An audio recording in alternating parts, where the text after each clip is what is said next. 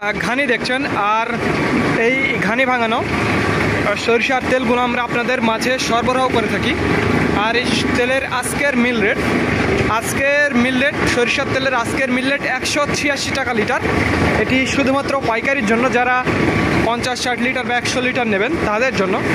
আর যারা 5-10 লিটার নিতে চান তাদের জন্য 200 টাকা লিটার। দেখুন কিভাবে আমরা ঘানির সাহায্যে তেলগুলো উৎপাদন করছি। আর এই তেলগুলো আমরা আপনাদের মাঝে সরবরাহ করি।